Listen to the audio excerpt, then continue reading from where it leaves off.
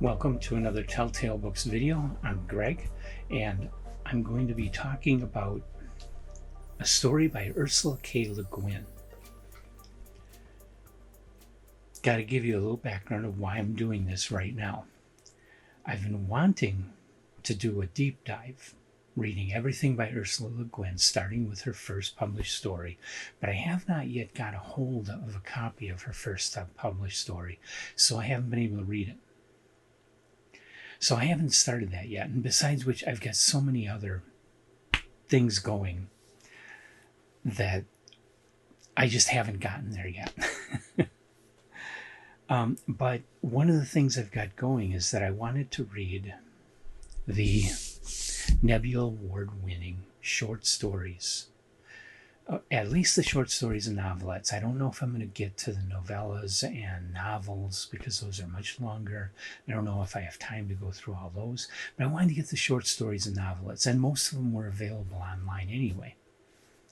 And one of the Nebula Award finalists this year, story that was published in 2024, is a story which is a continuation from an Ursula Le Guin story titled The Ones Who Walk Away from Omelas. Well, I've read this story before, but it's been a long time and I've never done a video on it. I wanted to do a video of The Ones Who Walk Away from Omelas before getting into the short story that is like a sequel to it. So this is that review. I reread The Ones Who Walk Away from Omelas, and I'm doing this review. It's going up on it's going to premiere on my YouTube channel the day before the first of my Nebula short story videos goes up. So The Ones Who Walk Away from Omelas, on my list, it's number 26 in Le Guin's bibliography. It was published in October of 1973. It's only a short story. And it was published originally in New Dimensions Volume 3, which is an original anthology edited by Robert Silverberg and published by Doubleday and the Science Fiction Book Club in October of 1973. The story won the Hugo Award in 1974 for Best Short Story. Unlike the Nebulas, the Hugos date the award for the year in which the award is given, not the year in which the stories were published. So a 1974 Hugo Award is for a work that was published sometime in the calendar year of 1973. The Nebulas are the opposite. This year's Nebulas that will be awarded at the 2025 SFWA ceremony, I believe it's in June,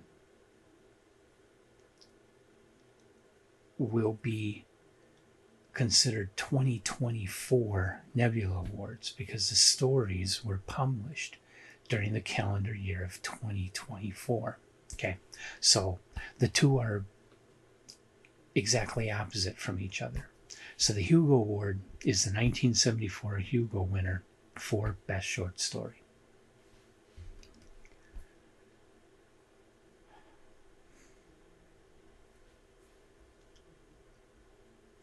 And I'll say, I don't have New Dimensions 3.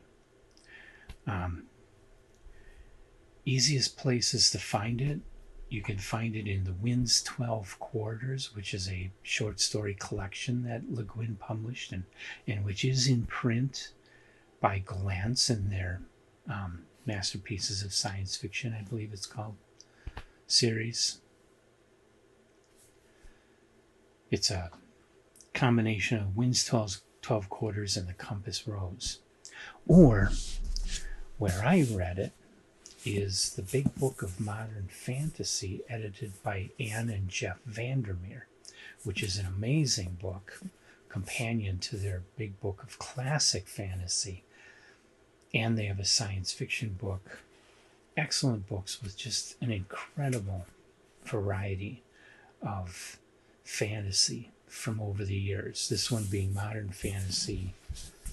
It starts in the 1950s or something like that. Let's see.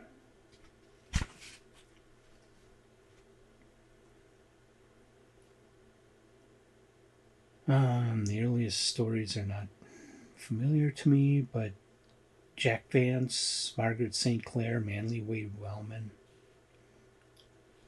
Late 40s, early 1950s is when this gets started and goes to the present day, and so it includes the ones who walk away from Omelas. What's the story about?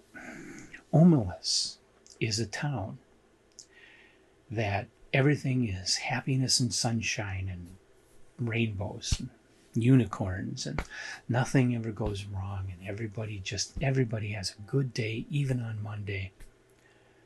But there's a price for this.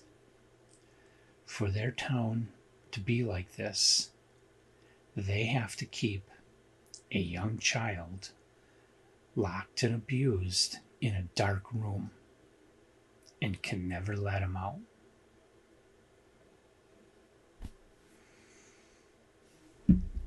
In order for everything to be wonderful in their town, they have to have a sin. In order to have light, you have to have darkness. And that is very much what Le Guin seems to be saying here. In order to have light, you have to have darkness. In order to have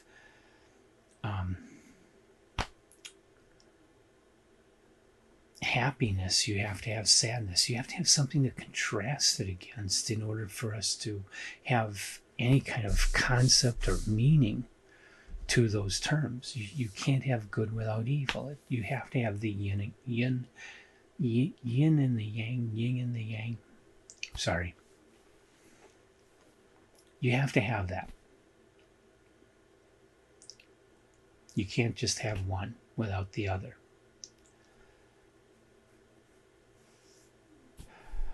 But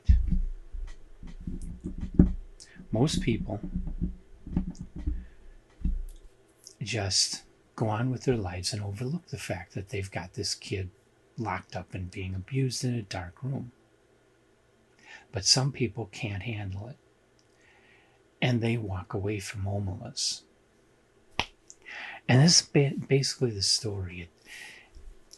Written with Le Guin's impeccable prose, impeccable style. I mean, she's a great stylist, and yet it's not difficult to read like Edgar Allan Poe. It's plenty easy to read her prose, but it's beautiful prose. You know, it's the kind of writing where it really doesn't matter what the story's about. It's enjoyable just for the way it's written. But the story is about something. The story is making a point. The story is like a fairy tale, and told in that style too, like a fairy tale, like a folk tale. And it has this moral to it, that you can't have all the good without there being bad to define the good.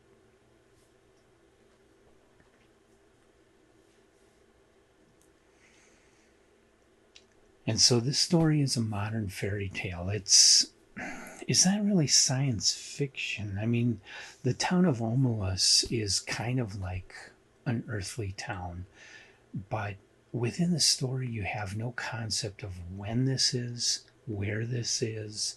It doesn't even necessarily have to be taking place on Earth. This could be another planet. There really isn't reference to the things that are obviously our current civilization. So it could be back in the Renaissance, it could be back in medieval times, it could be far future. You just don't know. It's kind of like in every town, everywhere, and applies to any time or place. And I think that's one of the strengths of Le Guin's story, is that she makes her point by creating the world of this town as something which can be anywhere, anytime. And what she's talking about is a truth that applies to anywhere at any time. So no matter where you stand on the argument of whether or not the Hugo Award should be given as something that doesn't have any robots or spaceships, this is a brilliant story. It's a recommended story. This is one of the great short stories in American fiction, and everybody should read it. Everybody should get a copy and read it. This truly is a top tale. Fits in. It's a wonderful story. So you should go out and read it if you haven't already. If you have already read it, leave your comments in the comments section of the video, and hit the like button, hit the subscribe button, and come on back. I will be doing more Le Guin. I will be tracking down her first story on D-Music, and I will read it, and I will talk about it, and I'll try to go through all the rest of her stories in order of publication, everything that I can get my hands on. And that caveat, everything that I can get my hands on, if I just can't get my hands on D-Music, I'll skip ahead to April in Paris, which I do have. But I'm gonna make an effort to get that first story. And so come on back for those and all the other videos we do here on Telltale Books.